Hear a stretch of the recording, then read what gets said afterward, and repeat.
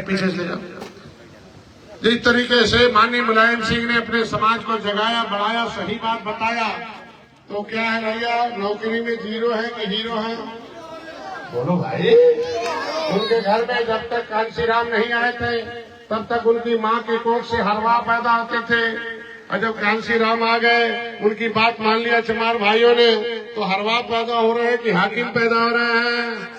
पहले चमार भाई देखो सुअर चराते थे, उनके दिमाग के खोपड़ी में झोपड़ी डाल दिया था, उनके खोपड़ी में पाखाना साफ करना डाल दिया था। इतना ही कह दिया था कि जितने साफ करोगे पाखाना तो अगले जन्म हो जाएगा स्वर्ग में जाना, अगले जन्म मिले खजाना। अगर इस जन्म में अगर छू दिया सोना, छू दिया चांदी, छू दिया अगर खजाना, तो सीधे नरक में चले जाना। ऐसा लिखा था, ऐसा उनके दिमाग में भर दिया था। वो दिमाग से चमार भाई झोपड़ी में सोते थे। उन्होंने मान लिया था कि भगवान ने हमें 10 लाख मार कर भेजा है, इतने ही नीचे घर में सोना है। जितने नीचे रहेंगे अगले जन्म ऊंचा हो जाएगा, ऊंचे घर में पैदा हो जाएंगे।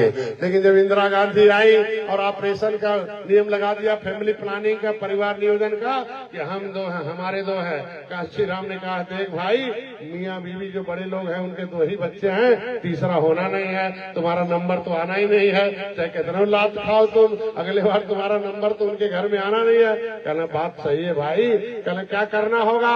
अरे कहें तुम्हारे दिमाग में झोपड़ी है, तुम्हारे दिमाग में डाल दिया गया है, जितने साफ करोगे पाखाना, अगले जन्म सीधे स्वर्ग जाना, इस जन्म में मत छूना खजाना, इसलिए तुम सुबह शाम साफ कर रहे हो पाखाना। ये बर्बादी का आलम है। तुम जानबूझ के गरीब हो, तुम जानबूझ के बर्बाद हो। कहना क्या करना होगा?